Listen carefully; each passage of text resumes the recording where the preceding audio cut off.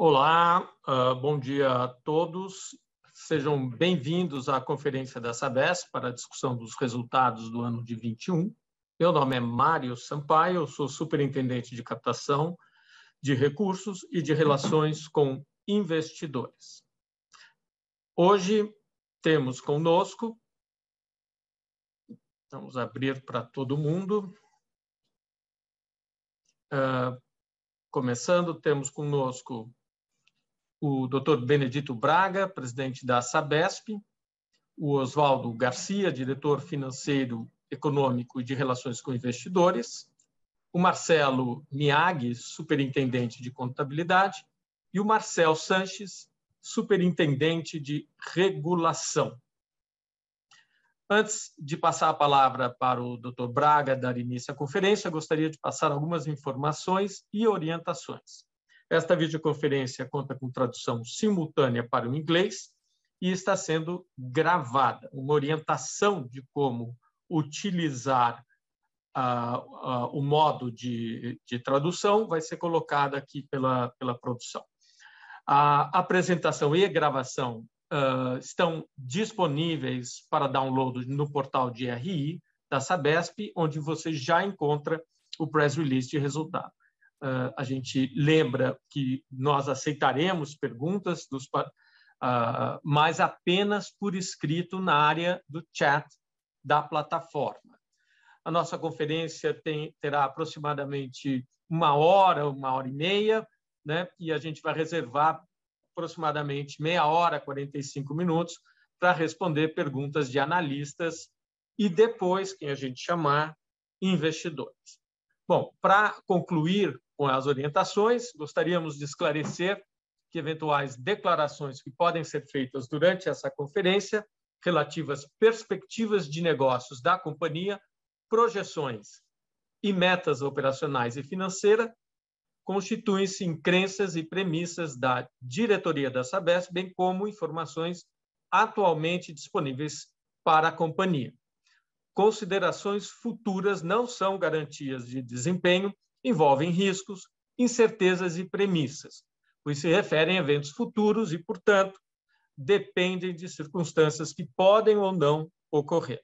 Investidores devem compreender que condições econômicas gerais, condições da indústria e outros fatores operacionais podem afetar os resultados futuros da empresa e podem conduzir a resultados que diferem materialmente daqueles expressos em tais considerações futuras. Bom, vamos começar. Agora eu gostaria de passar a palavra ao Dr. Braga, que fará a abertura da conferência. Dr. Braga. Muito obrigado, Mário. Queria cumprimentar a todos nessa manhã de grande alegria aqui para todos nós. Uma boa notícia que estamos divulgando um fato relevante com o anúncio de que a Arcesp, publicando hoje, a comprovação da nossa capacidade econômico-financeira dentro do atendimento de disposições no novo marco legal do saneamento, notadamente os artigos 10b e 11b e o Decreto Federal 10.710, que determina a comprovação da capacidade econômico-financeira para atingimento de metas até 2033. Esse processo de avaliação da Arcesp foi concluído, publicado no Diário Oficial do Estado, e para todos os 370 municípios integrantes da URAI Sudeste, definida na nossa Lei Estadual 17.383, que foi aprovada pelo governo tempestivamente em julho, né?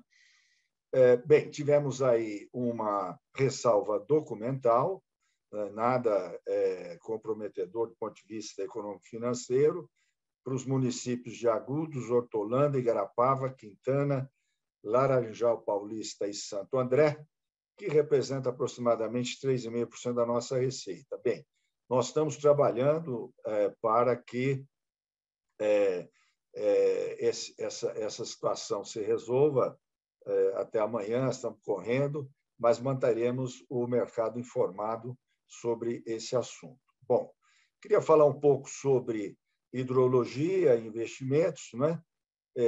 Nós tivemos em 2021 um período tão desafiador quanto 2020, durante a pandemia de Covid, né? E com o início de vacinação, nós passamos já por uma situação um pouco melhor, né? E continuamos na linha de frente na manutenção das nossas obras e operações. Investimos em 2021 cerca de 5 bilhões nesse conjunto de 375 municípios operados, que concentram 68% da nossa população estadual, né? Na Grande São Paulo, nós tivemos, no contexto do projeto Tietê, 2,4 milhões de pessoas com o ciclo completo do saneamento, né? Água, coleta, tratamento de esgoto.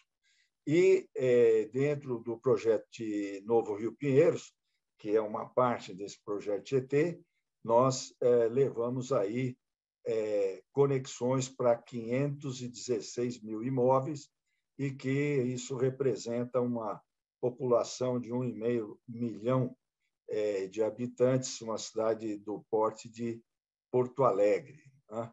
Então, um resultado bastante bom, que teve uma divulgação muito importante do trabalho da Sabesp no âmbito desse novo Rio Pinheiros, levando, então, saneamento básico para as populações carentes da região metropolitana de São Paulo. O ano 2021 foi bastante seco, né? Mas nossos maiores reservatórios, né, o Cantareira e o sistema do Alto Tietê, tiveram cerca de 70% da chuva média, mas nós, em função dos investimentos que fizemos ao longo desses anos, depois da crise hídrica, permitiram que nós fiquemos dentro de uma condição muito favorável para provimento de água à população. Nós temos segurança hídrica e é uma situação de tranquilidade ao longo desse ano. Temos recomendado o uso racional da água, mas, mesmo com uma situação bastante seca, estamos, graças a essas obras e o uso racional da água pela população, estamos em condições de prover o abastecimento com regularidade. Queria, então, agora, isso posto, com essas boas notícias a todos vocês, passar a palavra para o nosso CFO, Oswaldo Garcia, que vai expor os resultados financeiros de 2021. Oswaldo, por favor, a palavra é sua. Obrigado, presidente Braga. Bom dia a todos. Agradeço a participação de vocês em mais uma conferência de resultados da Sabesp para discutirmos os resultados do ano de 2021. Iniciaremos pelo slide de volume faturado. Observamos um crescimento de 1,2% no volume total faturado em relação ao ano de 2020, sendo 0,7% de aumento no volume faturado no segmento de água e 1,7% em esgoto. Analisando o mix de consumo, observamos que a maior elevação se deu na categoria residencial, com 3,8%, seguido pela categoria industrial, com 3,1%, e comercial, com 2,5%. No segmento público, o volume faturado contraiu 2,9% no período. A região metropolitana apresentou o maior crescimento, principalmente no segmento de esgoto, reflexo dos investimentos dos últimos anos para ampliar a coleta e tratamento, e em linha com o nosso plano de investimento. Próximo slide. Seguindo para o próximo slide de destaques financeiros, temos a falar a respeito dos serviços de saneamento. A receita do serviço de saneamento apresentou elevação de 7,6% no período, passando de 15,2 bilhões para 16,3 bilhões em 2021. Entre outros, os principais fatores que influenciaram esse aumento incluem a aplicação do reajuste tarifário médio de 3,4% em agosto de 2020 e 7% em maio de 2021. A receita operacional líquida aumentou 9,5%, de 17,8 bilhões para 19,5 bilhões, pelos mesmos fatores mencionados anteriormente, bem como pela receita de construção, que contribuiu para esse crescimento em 660,1 milhões no período. Os custos, despesas administrativas e comerciais, incluindo os custos de construção, tiveram um aumento de 14,6%, passando de 13,4 em 2020 para 15,4 bilhões em 2021. Quando excluídos os custos de construção, o aumento foi menor, de 13,5%. O EBITDA ajustado do período apresentou pequena redução, de 0,8%, fechando em 6,4 bilhões em 2021. A margem EBITDA, que desconsidera a receita e o custo de construção, também reduziu, saindo de 45% em 2020 para 41,5% em 2021. O lucro líquido fechou em 2,3 bilhões, cerca de 1,3 bilhão acima do lucro apurado no ano de 2020, apoiado pelo resultado financeiro positivo de 2,2 bilhões. Passando para o próximo slide, de custos e despesas, inicialmente gostaríamos de falar que nossos resultados operacionais do ano acabaram impactados de forma mais significativa pelos resultados do quarto trimestre. Neste quarto trimestre, reportamos um aumento em nossas despesas, reflexos da flexibilização das restrições da pandemia, fazendo com que a empresa retomasse seu nível de atividade de manutenções, deixando de realizar apenas aquelas corretivas e emergenciais. Notamos também os reflexos de uma inflação de 2 dígitos que impactaram de forma geral os preços e que serão compensados apenas neste recente aumento de tarifa determinado pela agência reguladora, com aplicação a partir de 10 de maio. Outro aspecto diz respeito aos reflexos da situação hídrica, que demandou o maior bombeamento de água entre os reservatórios para garantir a manutenção deste abastecimento. Isto trouxe aumento de consumo de energia em um ambiente de preços já bastante pressionados. Neste caso, mesmo o aumento da migração do consumo de mercado cativo para o segmento livre não foi suficiente para neutralizar tais impactos. Focando agora na comparação ano a ano, muitos desses fatores se repetem. Os custos e despesas, quando desconsideramos os custos de construção, tiveram aumento de 13,5% ou 1,3 bilhão de reais. Na comparação ano a ano, importante relembrar que o ano de 2020 foi um ano atípico e que diversas atividades não emergenciais foram paralisadas ou postergadas em decorrência da Covid-19.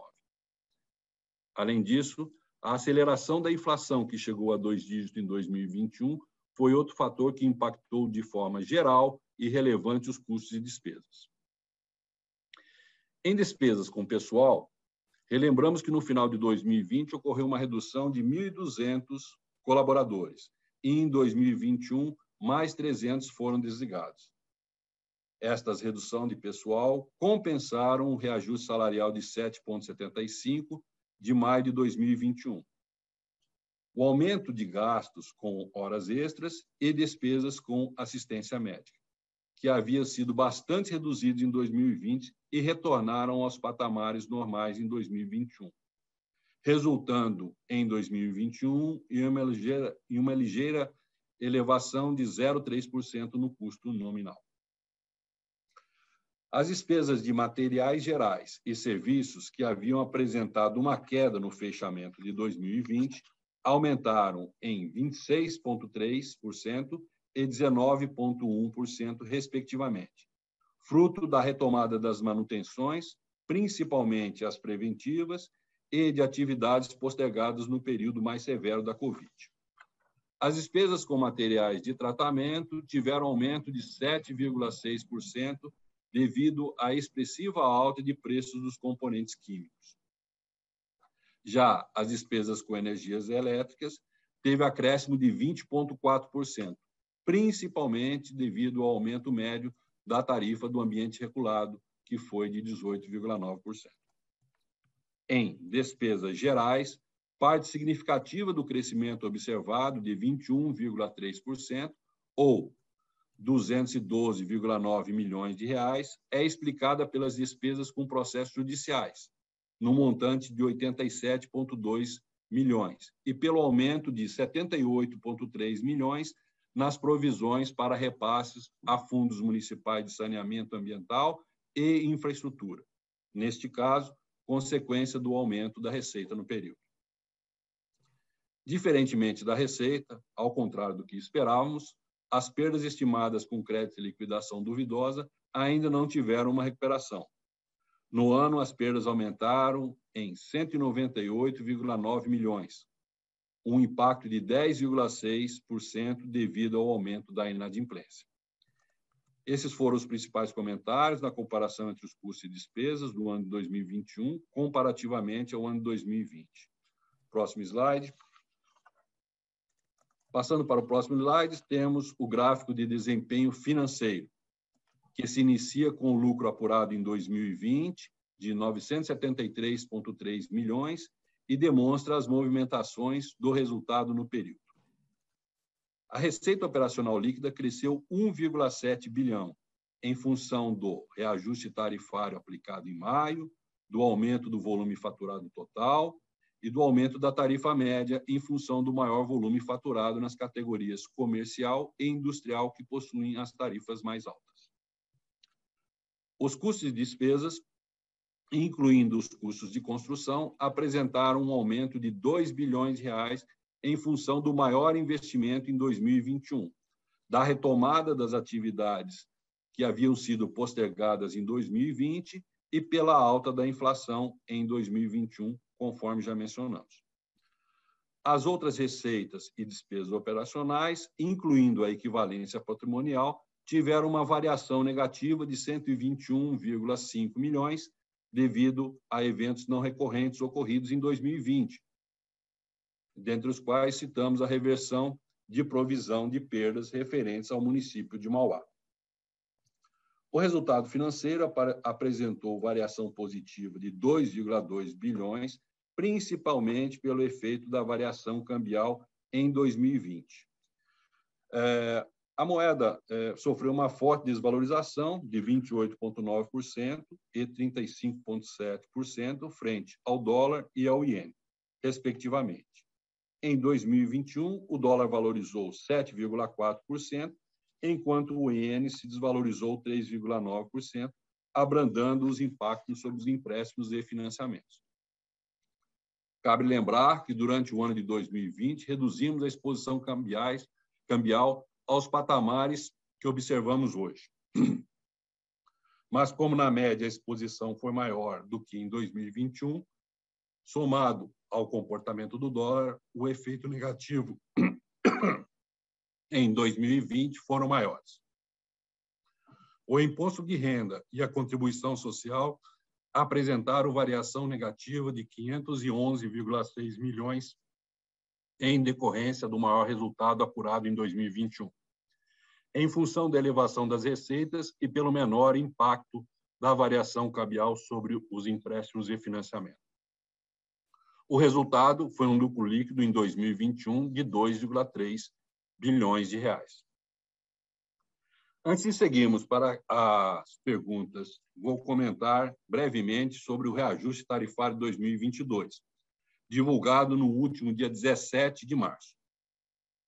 Nessa data, a Arcesp publicou a deliberação 1278, acompanhado de nota técnica, nos autorizando a aplicar o reajuste de 12,8019%. Composto basicamente pelo IPCA do período de fevereiro de 21 a fevereiro de 22, de 10,5437%, menos o fator eficiência, o fator X, de 0,21,42%, e o ajuste do Índice Geral de Qualidade de 2020, de 0,14,90%. Mais o ajuste referente à receita-teto, de 1,40% e de 1,5% de ajuste nas tarifas residenciais, conforme estabelecido na ocasião da última revisão tarifária e da estrutura tarifária ocorrida no ano passado. Nesta deliberação, o regulador também determinou que a implantação da nova estrutura tarifária fosse postergada. Este adiamento não impactará a companhia de forma significativa, uma vez que a Arcesp seguiu a metodologia estipulada para o reajuste. Isto é, reconheceu na tarifa que a receita efetiva ficou mais de 2,5% abaixo da receita estabelecida. Implementou os ajustes graduais de estrutura, aplicando o aumento adicional de 1,5% das tarifas residenciais, de forma a atingir a estrutura-alvo para os anos seguintes. O reajuste autorizado pela Arcesp já foi aprovado pelo Conselho de Administração e será integralmente aplicado e vigorará a partir do dia 10 de maio deste ano. Adicionalmente, por ser a primeira vez que este mecanismo é aplicado, a companhia fará pedido de esclarecimentos à agência sobre as premissas e critérios adotados. A companhia manterá o mercado informado sobre este assunto. Estes são os nossos comentários e passaremos agora para a sessão de perguntas e respostas. Ok, vamos encerrar aqui. Acho que agora a imagem, vamos aqui para todo mundo.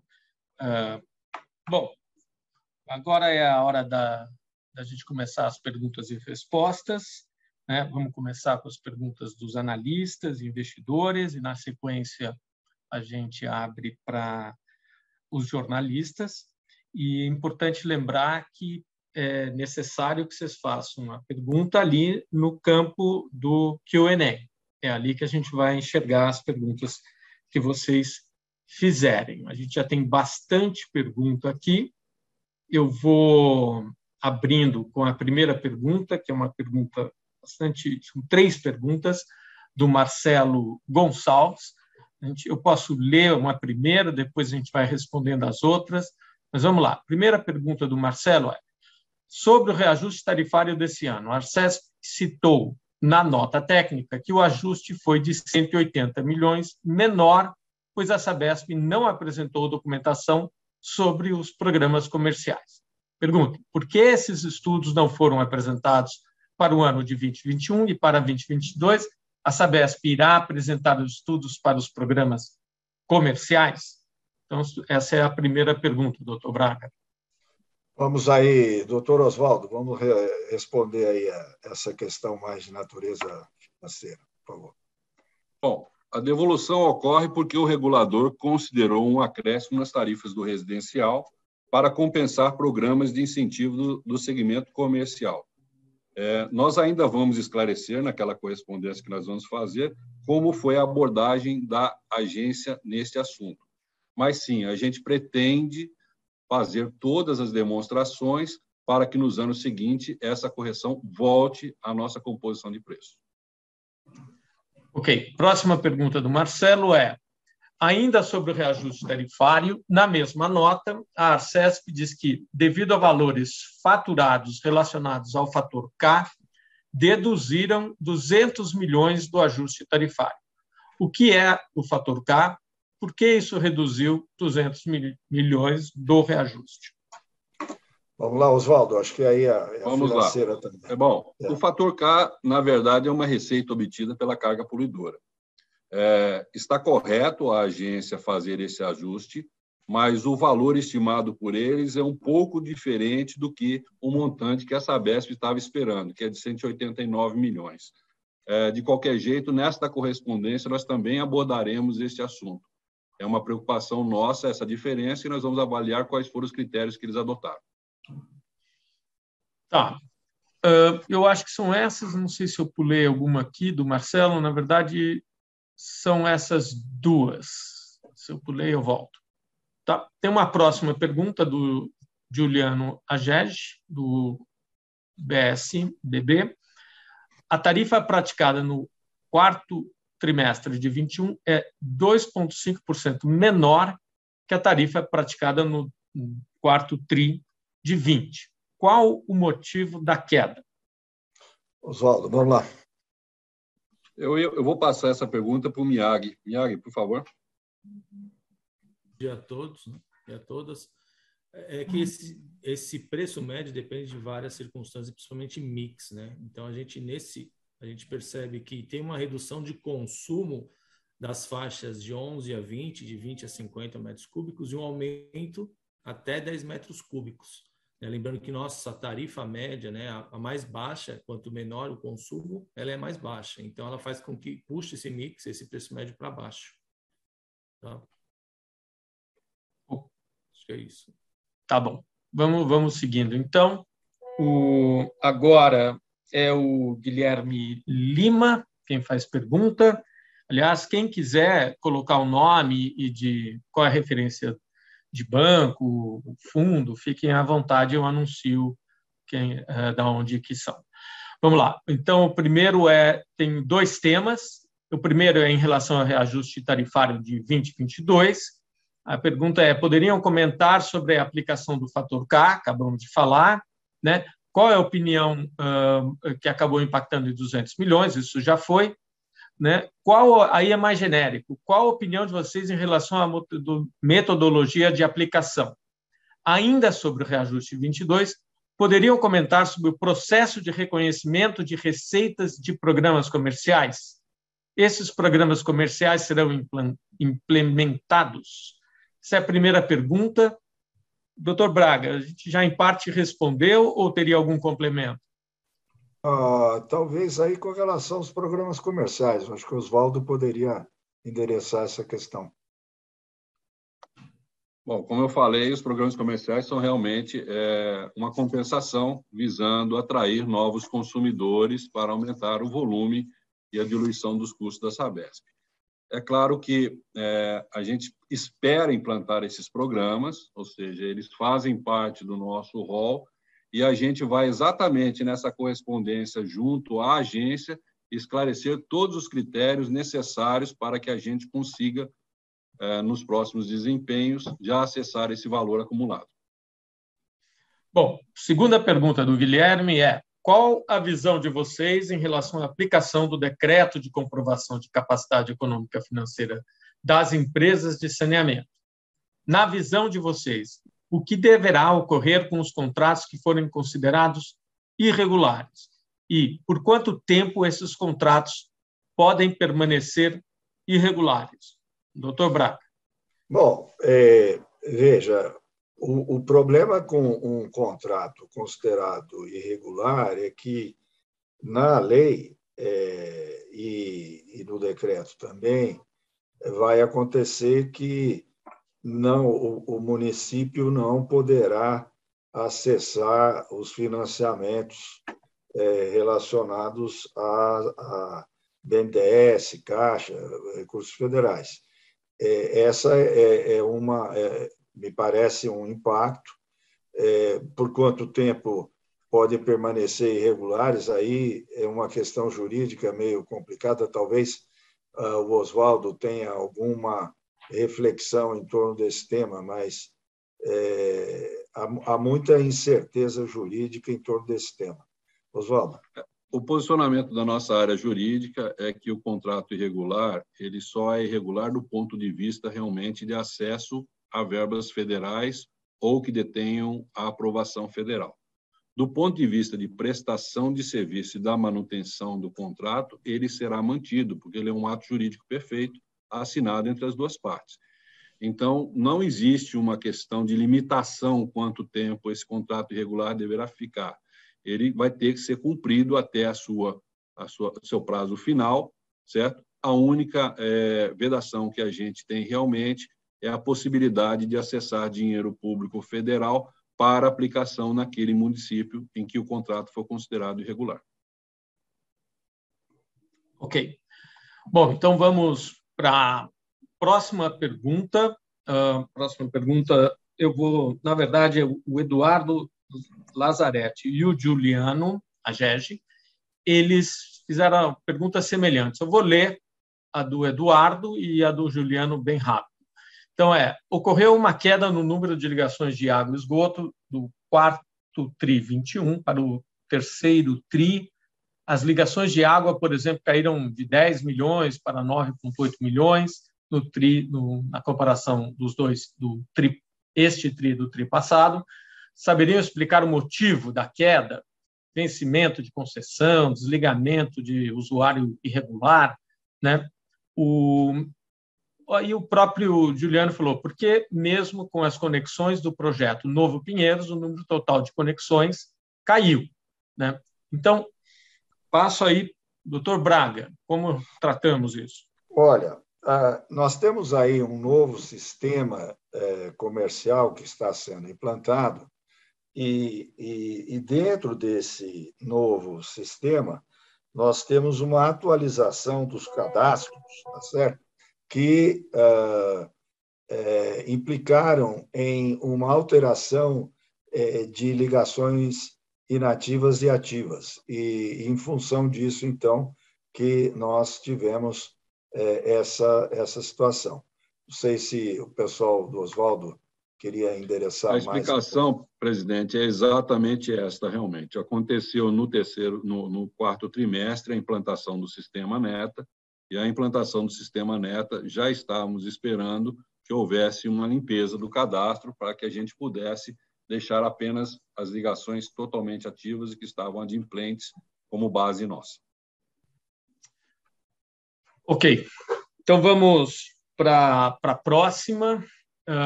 Nessa daqui, uma pergunta coincidente, mas, novamente, tanto o Eduardo Lazzaretti quanto o Juliano perguntam sobre provisões, PCLD, etc. Então, a pergunta do Eduardo é, se podemos comentar sobre o aumento das provisões, PCLD, e o que esperam para os próximos trimestres? Essa é uma primeira pergunta. O Juliano pontuou um pouco mais, ele disse que a média das provisões para devedores duvidosos, PCLD, dos últimos 40 trimestres da Sabesp é de 1,7. Durante a pandemia, o ratio subiu para 3,3. Por que no quarto TRI 21, a Sabesp subiu esse ratio para 6,6? Qual é o segmento de clientes que fez a companhia ser mais conservadora? Então, passo aí para o doutor Braga. Esse é um tema aí do Oswaldo. Vamos lá, por favor. Bom, a PCLD ela cresceu basicamente no quarto trimestre, exatamente na esteira da implantação do nosso novo sistema.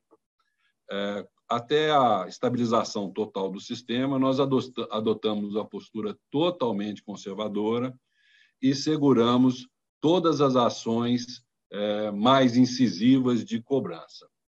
Isso fez com que a inadimplência crescesse pontualmente. Tá? A gente espera que isso reduza nos próximos trimestres. Aliás, já notamos uma redução depois de fevereiro, porque após fevereiro, com a estabilização do sistema, a gente voltou a aplicar ações mais incisivas de cobrança e a nossa inadimplência está começando a dar sinais claros de que está sendo reduzida. O que a gente espera agora é que, ao fecharmos o próximo trimestre, esse número comece a voltar àquela normalidade histórica que a Sabesp sempre apresentou. Ok, vamos seguindo aqui. Duas perguntas do Juliano, na verdade, acho que é uma só, do Juliano Agege. A pergunta é essa, e o tema é sobre receita reportada, receita permitida e reembolso. Vamos lá. Sabesp pretende pedir o reembolso da diferença entre a receita reportada e a receita regulatória definida pela Arcesp no processo de mudança da estrutura. O comentário é: o ajuste compensatório apresentado no último slide é suficiente para cobrir o gap de mais de 1 bi entre a receita reportada e a regulatória? Acho que essa as perguntas. Bom, são duas coisas. A primeira, o nosso valor na nossa conta não chega em 1 bi, porque nós aplicamos isso sobre as contas aplicadas em cima dos valores de correção correta, em cima dos nossos valores por setores.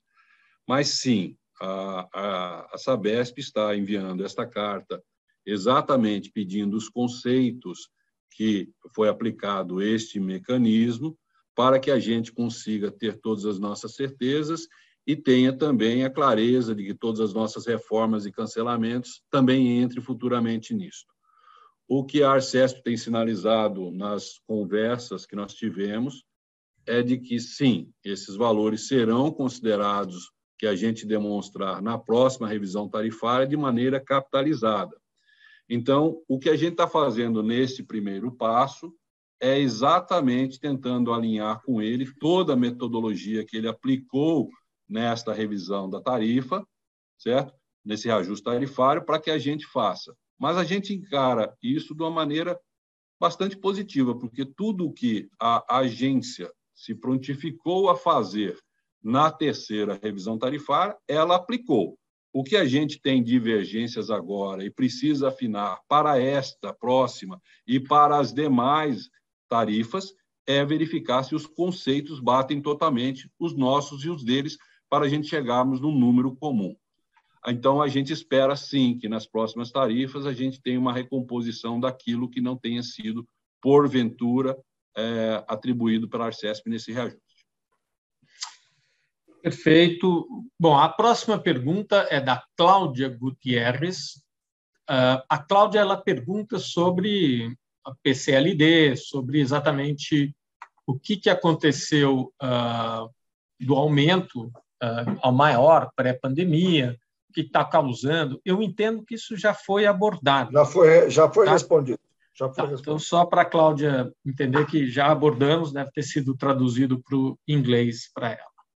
Bom, próxima pergunta é da Milene Carvalho, né? O tema geral é postergação da implementação da tarifa. Ela comenta, nesse ano, a Arcesp decidiu não implementar a mudança da estrutura tarifária. Isso será postergado para 2023 ou não? Será mais implementada neste ciclo. Com isso, o consumo mínimo permanecerá em vigor até quando? Olha, permanecerá em vigor até que seja feita a nova estrutura tarifária, né? Temos aí uma perspectiva de o mais rápido possível implementar essa nova estrutura para 2023, 2024. Nada de postergação de longo prazo. Fundamentalmente é isso. Ok.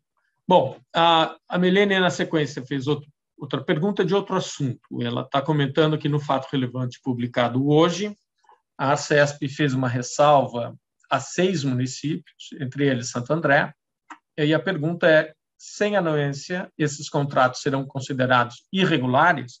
Como fica a concessão? Olha, o doutor Oswaldo já respondeu essa questão, né? Nós vamos continuar prestando o serviço, é um ato jurídico perfeito, e aí é aquela situação que eu comentei também, que esses municípios vão ter dificuldade com financiamentos federais. É isso que vai acontecer. Ok. Próxima pergunta é da Diana Gatto, mas ela já foi respondida. Ela pergunta sobre a diminuição do número de ligações de 20 para 21. Então, vamos para a próxima, que é do Juliano. Juliano pergunta: a margem EBITDA reportada em 2021 é a menor desde a crise hídrica de 2015.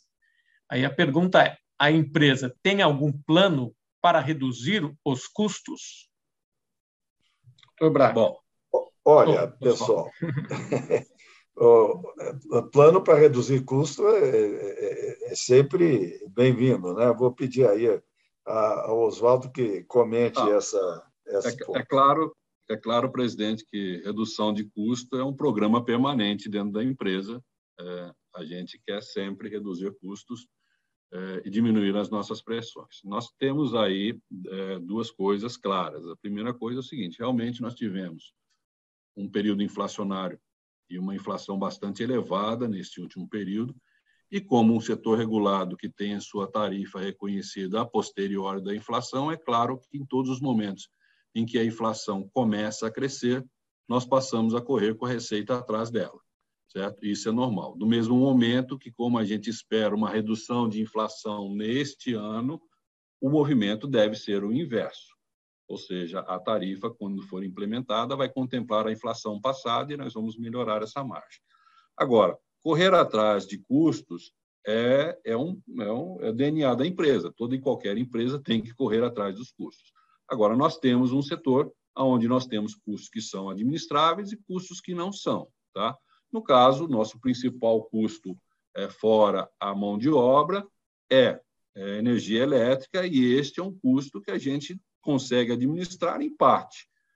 A gente consegue tentar fazer a melhor compra possível, mas uma tarifa pressionada como que a gente tinha não é possível. Tá?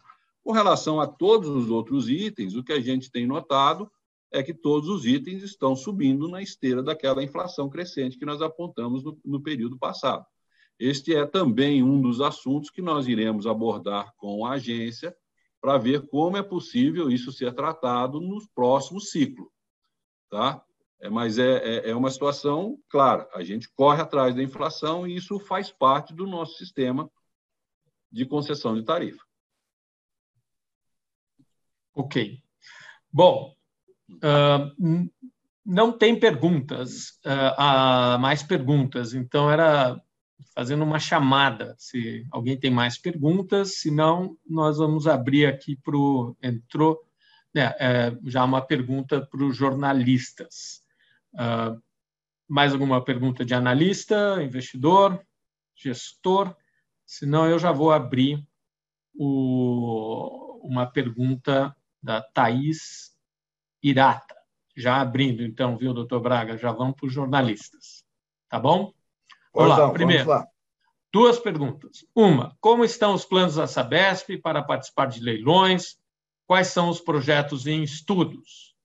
E aí o segundo, sobre os aditivos firmados, como a Sabesp lidou com a impossibilidade de reequilibrar por extensão de prazo?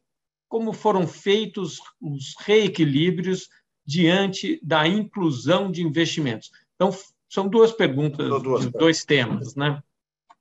Eu vou tratar da primeira, né? E Oswaldo trata da segunda. Nós vamos analisar, Thaís, essas possibilidades desses leilões, né? Não temos, assim, projetos específicos, né? Nesse momento. Tem muitos municípios nos procurando aqui no âmbito do Estado de São Paulo para virem para a Sabesp. Nós estamos analisando algumas possibilidades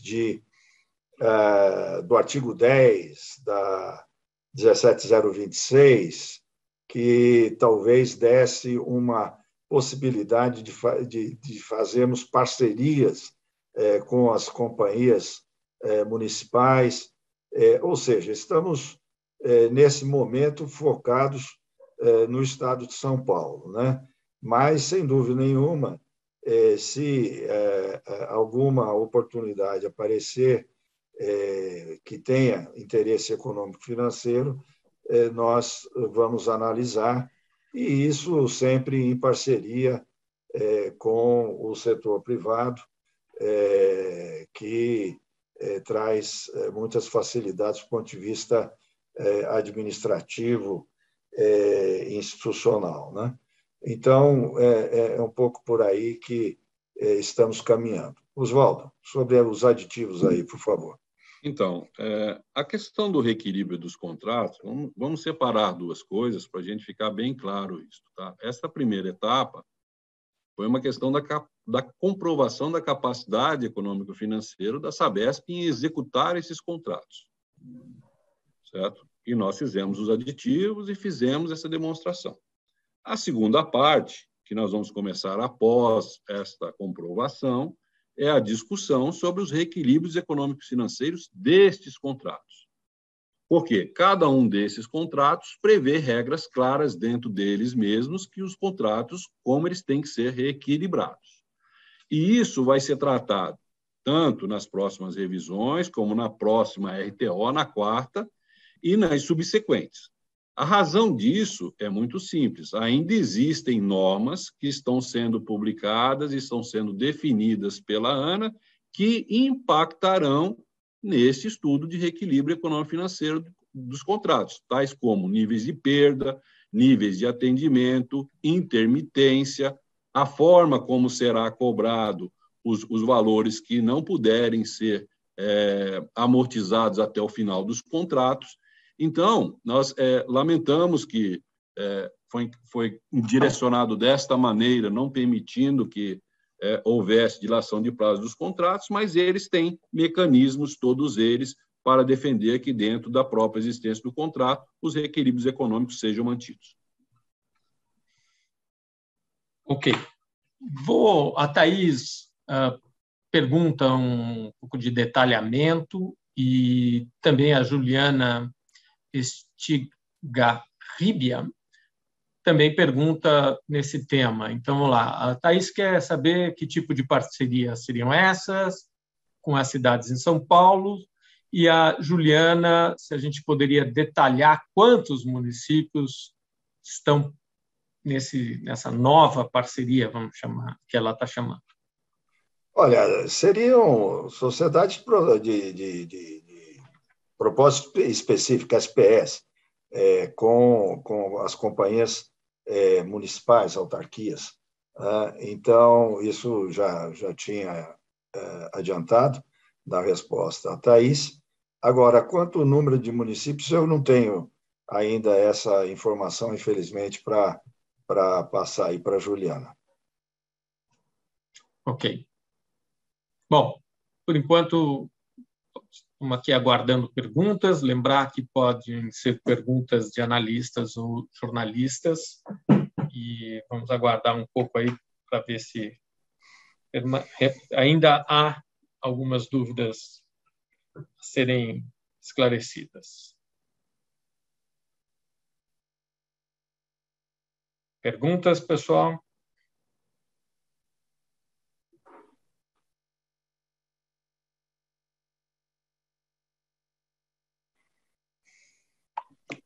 Nada, né? Estou dando um refresh aqui. Opa, acho que entrou uma pergunta aqui. A Thaís, ela continua aqui no segmento da pergunta sobre as SPS. A Sabesp seria minoritária? Poderia citar algum exemplo em estudo, algo assim? Olha, Thaís, seria minoritária, sim, mas com uma percentagem expressiva, né? Não tenho ainda um exemplo para te dar, tá? Eu só coloquei oportunidade que temos de avançar nesse caminho, mas não tenho nenhum estudo concreto nessa direção. Estamos estudando, inclusive o formato jurídico. Ótimo. Bom, eu vou fazer mais aqui, chegando aqui, deixa eu ver. Opa, entraram muitas perguntas aqui agora.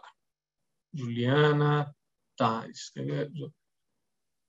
A Thaís Fuoco, ela pergunta, entre os planos de redução de custos, há novos cortes de pessoal previstos? Olha, essa questão, a Sabesp já fez uma redução de pessoal importante nesse último ano, a ordem de 2.000, né? Nós, especificamente, não temos, assim, nesse momento, uma definição de como essa redução de custos seria executada, né? Mas só para dizer que já fizemos essa redução de pessoal, né?